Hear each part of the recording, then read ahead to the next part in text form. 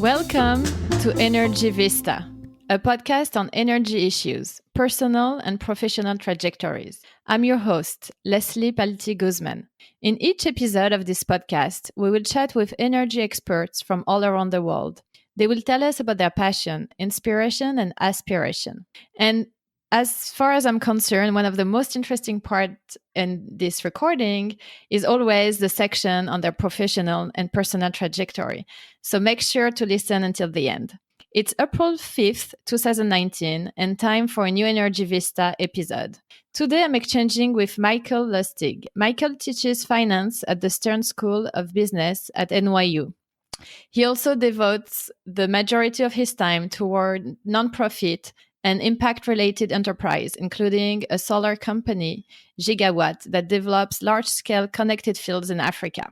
Prior to this portfolio of activities, Michael spent 25 years on Wall Street and most of it at Blackrock. And we will discuss financing of energy projects, renewable in Africa, and life transitions from big money to nonprofit. Hi, Michael. How you doing? Good. Thank you so much for joining us.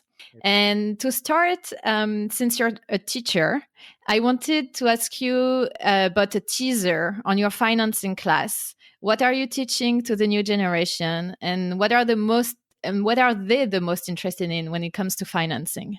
Well, it's actually interesting because I've taught for a number of years in different capacities, and this is my first time doing actual full-time teaching. I've been doing this for about 2 years, and I'm teaching both MBAs and undergrads in separate classes. Okay. And the course that I teach is pretty basic in that it's essentially a fixed income course. So it's everything they need to know in a very generalized way about the bond markets, and we dive deep into a few different topics, but it's meant to give the students a general overview and understanding of how the bond markets all fit together and understanding financing in general. And a lot of the skills I think that I try to convey are basic skills that they can apply in a lot of other areas. So I have many students who are ultimately going into real estate or other things that are not pure finance oriented, but they can certainly apply a lot of what I'm teaching to what they're going to be doing. And at the same time, I try to inject as much real world applicability as I can. And I think I have a somewhat unique perspective versus some other professors because of my work experience. Right. And as you mentioned, Leslie, I'm starting to focus in my life a lot more on impact investing, and I try to give them a bit of a flavor about that as well. So how does it translate in the energy world, financing in the energy world, and especially renewables, since you're looking a lot into Africa? What do we see? What are the big trends right now in financing in Africa, renewable and less renewable? Well, I think Africa is very unique in globally, just in terms of what the resources that are there, the level of infrastructure build that is frankly not there, and there's so much room to grow. If you look at Africa and you look at essentially 600 million people without access to direct power, to direct electricity, that's an enormous opportunity, and it. As we're seeing kind of around the world, as we saw it with telecom, where, the U.S. really built this hardwire infrastructure 100 plus years ago, and we've been kind of living off that legacy. In more developing areas, they don't have to build all that because we have technologies like wireless that work quite well. Right. And so too in Africa, I think it's going to be a mixture of infrastructures that are going to play out, some of which are very capital intensive and large scale and are kind of necessary to be the backbone of what's going on. And are you talking about things, natural gas, for instance, like big natural gas power plant or coal plants? Yeah, I'm talking about really. I think actually it's really any type of energy. I don't want to. It could be a fossil fuel plant. It can be a large scale solar field. It can be a wind farm. All of that are things that require different amounts, but deep amounts of infrastructure investment. But also, what's happening, what we're starting to see, is more localized power generation. So people putting solar panels on their roof with a battery inside the house, and they can essentially generate enough power to supply that house with all they need 24 hours a day, even though the sun is only shining for half the day. Mm-hmm. So it's going to be a mixture of technologies because, frankly, you have an enormous area to cover, and you're not going to build a grid that hits every possible area. It's just not feasible. Right. So most of the countries that we're talking about in Africa that want to develop their renewable industry or just electricity to give power to their population are less credit-worthy countries. How do they manage to finance those projects? And who are the big players financing those large-scale or less large-scale developments? Well, the good thing is that the World Bank takes a very keen interest in Africa. So they have been really spearheading a lot of what we're doing and what a lot of other people are doing in Africa, both by helping to arrange for financing, providing, I'd say sufficient financing with a good enough cost because it's a mixture of both that you need. And at the same time, they have a thing called the Multilateral Investment Guarantee Agency, which is a subsidiary of the World Bank, that essentially allows you to guarantee a project such that there are certain parts of Africa where, as you can easily imagine, as you mentioned, you'd have some credit concerns. You'd have some concerns about nationalization or, could be terrorism. It could be whatever it may be. Lots of various risks. And they have frankly set up an infrastructure that lets you insure against those risks. And the insurance is not free, it costs money, but it's reasonable. And it is such that it allows a project to move forward where otherwise you would have a lot more credit risk type concerns. Mm-hmm. And I'm looking a lot at financing of gas projects in Africa too. And what I see is increasingly the involvement of credit agencies, also, as you mentioned, multilateral regional banks, and also big energy companies. Do you see that also on the renewable side and on the solar side?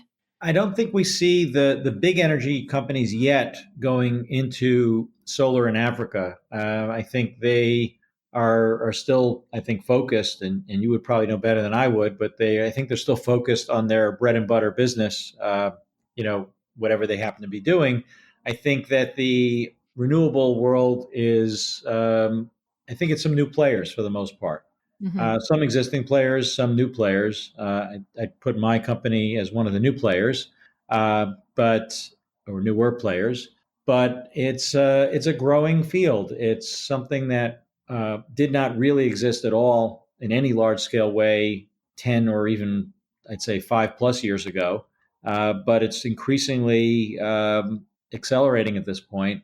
And I'd say it's both it's solar, it's wind, it's to some degree hydro, although that has a much bigger infrastructure cost, and biomass. So, really, those renewables are what's growing. Yeah. And right now, we're in the context of the US China trade war. We're talking a lot about competition in technology. That includes also solar panels. Do you see this competition playing out in Africa in the ground? Well, actually, I'll tell you the truth. That competition, as they say, competition is good for the consumer. If you're building a solar field, you're a consumer of those raw materials and that technology. And competition has certainly changed the equation quite a bit. So if I look at the cost of building a large scale field that is producing, multi megawatts, it's going to cost you these days approximately, this give or take, about $2 million per megawatt to build. Mm-hmm. And if I looked at that same field, let's say a dozen years ago, it would have been 3 or 4 times that cost. And that's not just because the panels have come down in price, but that's the single biggest savings along the way. The converters have also gotten more efficient and cheaper, and there's competition there as well. But I would say, frankly, the competition on solar panels, specifically from China, has definitely lowered costs significantly. And once you get into the sweet spot where we are right now, combined with the fact that interest rates are just so low around the world, so financing costs you less, Mm-hmm. you can essentially build a field in Africa and assuming that you can pre-sell the power at a reasonable price, you're creating power locally for much less than it would cost them to truck in diesel fuel and burn that instead to generate power. So we're grid neutral in terms of pricing, and certainly a massive pickup in terms of the environmental impact. So, what are the main challenges that you see? So, you're involved with this company, Gigawatt, like from the beginning of the chain to the end, when the solar panel, when the grid is installed. Can you walk us through like the main challenges? Well, as you would imagine, Africa has its challenges. You're dealing with different levels of bureaucracy and, frankly, corruption. And we, as a company, have been very, I'd say, to our detriment at times, but very adamant about not paying bribes and not crossing over any lines. So it's oftentimes taken us longer to work through projects than we would hope. But we have gotten things done. So it takes, I would say, Africa generally has a longer. You have to kind of project and build into your when you're thinking things through. You want to build in a longer timeline for things to get done, because it will take longer because of various reasons to get things done. In some cases, things stall out entirely because of not paying bribes, frankly. Governments change very frequently. That has an impact as well. So there's a lot of different things that kind of can be impediments to operating there. But at the same time, as I said, the opportunity set is that much larger, because you have so many parts of the continent that are not covered well from a power perspective, and we're able, like I said, given the confluence of factors with respect to panels costing less, interest rates being low, et cetera, we can produce power cheaper than they can through more "quote unquote" conventional means. Yeah. How do you overcome the obstacle, the fact that there is still not, long life batteries and storage for solar? Well, solar is, I would say, it's an augmentative type technology. So it's not replacing traditional power management and creation by any means yet. It is definitely something that's meant to augment the grid, and obviously during daytime hours, and hopefully in places where it's sunny most of the year. But that it is definitely not it's not meant to be a pure power complete solution. Battery technology comes in various forms. So there's obviously new strides being made in terms of electrochemical type battery storage. So things like new lithium batteries or whatnot. But there's also other creative solutions where I can easily see having a solar field, part of its power operating a pump that's pumping water up a hill into a reservoir, and then at night that water comes down the hill and drives a turbine. So there are different, lots of different battery technologies. The word battery has a lot of different meanings and a lot of different applications. None of them are ideal because there's obviously loss involved. You don't want to lose any of the power that you're generating. But for now, we are not yet doing anything battery related. We're kind of considering that and thinking about it pretty carefully right now. But we're looking at what we do as more augmentative to the overall grid of a country. Okay, well, that's helpful to put it in the context, because we hear a lot about, there is an ongoing debate on whether some developing countries would leapfrog directly to renewable without going through a new coal power plant or a new gas power plant. But you still need a backup power in most cases, and the backbone of the power generation most of the time is still relying on fossil fuel. Absolutely. Yeah. And even if you combine different renewables, so if you're combining solar with wind, let's say, it's still not going to be a pure 24-hour, even to the extent that people make the case that there's some diversification because it's windy when it's not sunny, et cetera. I personally don't buy that. I think they're both augmentative technologies, not replacing. Mm. Okay. And what about Power of Africa? It started under the Obama administration. It was a governmental initiative to help actually electrifying Africa.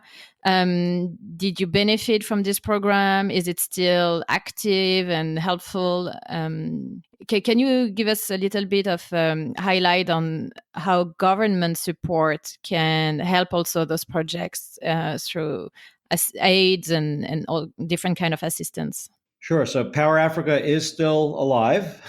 It is still operating.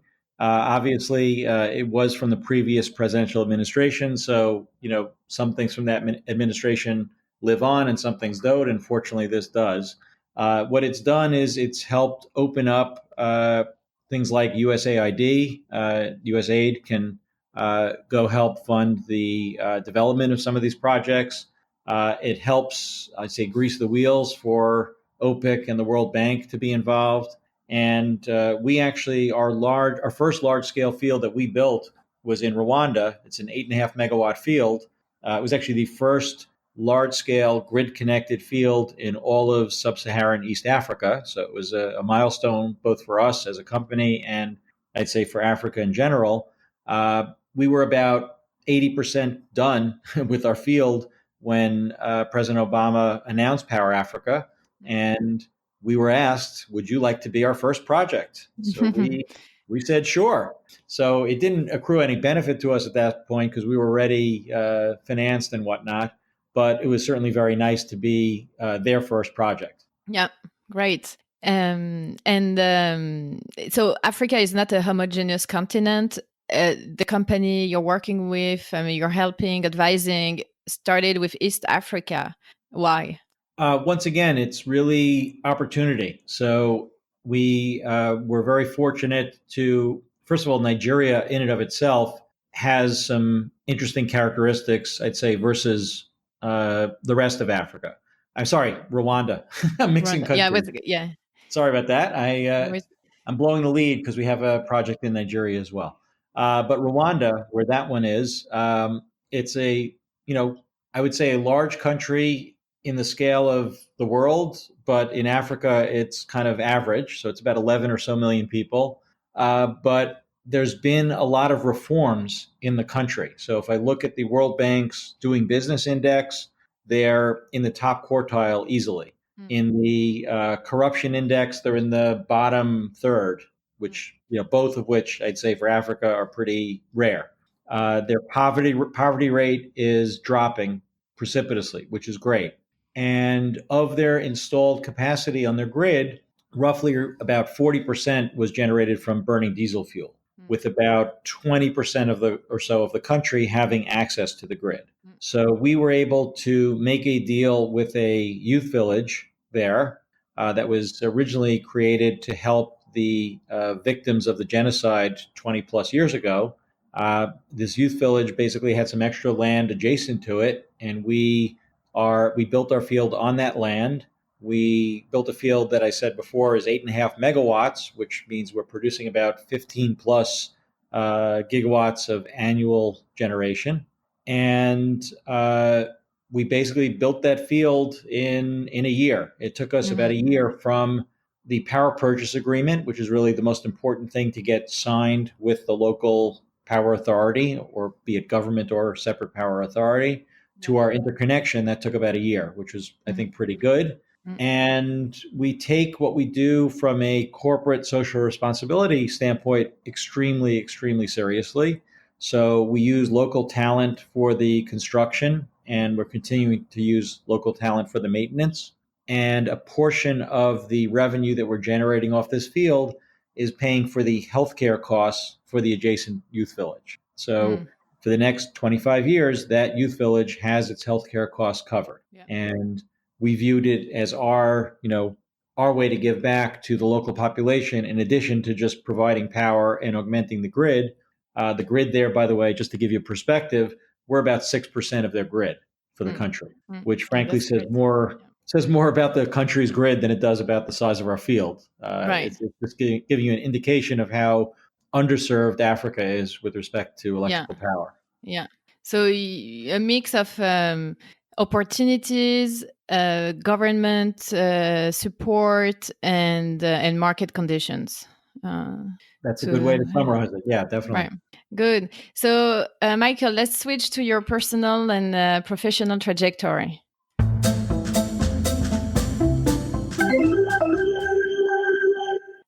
So after the financial crisis, you left Wall Street after 25 years. How did it feel? And do you go directly into teaching a nonprofit and advising boards of companies, or did you go through a long thought process, introspection, and I'm thinking about what's next? So I, unfortunately, for people who are looking for a plan, I definitely did not have a plan. I was not planning to do anything specific. During the financial crisis, I actually was in my firm, and me in particular, were employed by the Federal Reserve Bank of New York, so basically the central bank of the United States, to manage assets that they had taken in from various financial institutions that were either failing or failed. So they took in assets from Bear Stearns and AIG, totaling in the end over $100 billion. And I was tasked within my firm to be the person managing those assets. So I did that for approximately 2.5 years. It put me in the center of the financial crisis, but in a good way, as someone trying to fix it, Right. which was very nice. But to be honest, I kind of burnt out after 2.5 years of that. Yeah. And I, told them I've kind of had enough. They said, we have something else for you to do. I did that for about a year. And then I really essentially had enough. And I'd worked on Wall Street, as you said, for about 25 years. I, had frankly hit a point in my life where I was financially secure and I wanted to take a break. And I didn't know that it was going to be a permanent break. I just said, I'm taking a break and I'll think about what I want to do. And things kind of came to me without me trying. It's been kind of, like I said, it's kind of not planned, but it's kind of worked out pretty well. That's nice. Yeah. It's very nice, to be honest. I'm a lucky guy. I was basically taking classes for a while and getting busy with a lot of other things. And soon the other things overwhelmed my time so that I don't even have time right now to take classes. So I was taking things that were outside my discipline, which my discipline is more math and finance. And I was taking things in the realms of literature, which was really great, but history and literature. But I wasn't, I just don't have time for that now. What I was doing on the teaching side, I had been teaching and lecturing part time while I was working. And that kind of ended also not long after I stopped working, mostly because I was teaching a very high level finance class. And after the financial crisis, there was less demand for people taking those classes. People wanted to work, for the next Google or Amazon. They didn't want to work for the next Morgan Stanley or Goldman Sachs. So the enrollment in that class had dropped, and it understandably closed down. School closed it down. And I thought I was done with teaching, and that was fine. And then 2 years ago, an opportunity just popped up where a friend of a friend who had been teaching a class at NYU knew that I had taught previously. He was taking a very high level job in Washington and needed someone to replace him. And I looked at his syllabus. I said, I could do that. And it's been great. I had not up to that point been teaching a full time class on my own. So this was a bit of a change from that perspective. And it's been really wonderful and fulfilling, and I enjoy it. Yeah. So it seems like between all your portfolio of activities currently, there is kind of, or maybe it's just speculation on my end, but kind of giving a sense to what you're doing and to give back. Teaching is giving, teaching is towards the other and the nonprofit also. Yeah, I mean, I'm not, I'll be honest, I'm not a terribly spiritual person. So I'm not viewing it as, I enjoy doing it. It has an element of giving back as well. I don't know if I can encapsulate my motivations entirely, other than I just like it. Yeah. So Well, I've had the luxury of doing things that I like for yeah. the last few years since I retired. Yeah. Does it mean you didn't like to do what you were previously doing? It's not that I didn't like it. I actually did like it, but there was a point towards the end where it was becoming pretty routine. probably correlated with the fact that the company I was working for had gotten extremely large, and with that came a lot of bureaucracy, and with bureaucracy comes some degree of what I found to be not as interesting for me. Mm-hmm. Got it. Yeah. And how did you come to being involved with some energy projects in Africa or the energy world? So this company actually, I got connected to through a different friend who, at the time, they were looking for investors, and I joined as an investor reasonably early in their process. And in addition to becoming an investor, I became essentially an advisor, and I'm on the board of the company. So I'm advising through my activity, my role as a board member. Also, I'm one of the, I guess, few investors or large investors who's based in the New York area. So I've become involved whenever there's something in New York that needs some sort of, involvement from someone at the company. So Mm-hmm. I'll give you a funny little story. A few years ago, the UN was having its General Assembly, like it does frequently every Okay. year, and the Pope was here as well. Okay. Okay. And it happened that particular year, our company was starting to talk with the country of Swaziland in Mm-hmm. terms of possibly building a field in Swaziland. And the king of Swaziland was going to be in New York for the General Assembly. So they wanted me to meet with him and his energy minister and whatnot and see what we could do. Yeah. And it turns out a friend of mine was hosting a dinner party for him during that visit. So I was originally supposed to meet with him the following week, but she invited me to the dinner party so that I could accelerate the meeting, essentially, meet him earlier. And she happened to invite me very last minute, and I happened to be cross town when she invited me. I was all the way on the east side, and the dinner party was all the way on the west side. And I could For not, people who don't know New York, it's really hard to commute from the east side to the west side, especially well, when there is traffic or yeah. yeah, the point I was going to get at was it was even worse because I hopped in a taxi, and we ended up getting stuck in traffic that did not move. And the reason why I could not cross over easily in that cab is because of what I mentioned before, which was the The Pope was in gener- town. oh, and also the So General Assembly. I mean, right, the the General week. Assembly it messes up traffic all the time. But this was even worse because they shut down Fifth Avenue, which is the main street down the middle of the city, because the Pope was, going home or whatever it was happening at that time, and I literally could not move. So I hopped out of the taxi that I was in, hopped on a city bike, which are these bicycles you can essentially rent Yes. by the hour, Yeah. and crossed town on the bike to get to the meeting with the king, the dinner with the king. I got there for the dessert part, and and I was all sweaty, and he asked me why, and I told him, and he said, "Well, that's renewable energy." I was taking a bicycle, so I got to pitch some renewable energy after having used some renewable transportation. Great. So for people who don't know where is Swaziland, it's a small kingdom next to South Africa, right?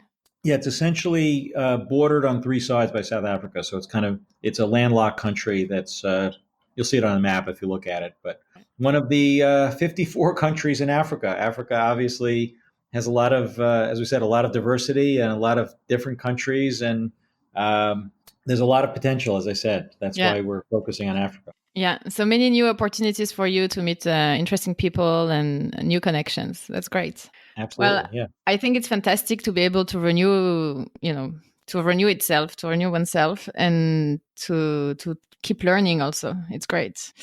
Well, Michael, thank you so much for joining us. It has been a pleasure to exchange with you, and keep us posted on your energy project in Africa. My pleasure. Thank you very much.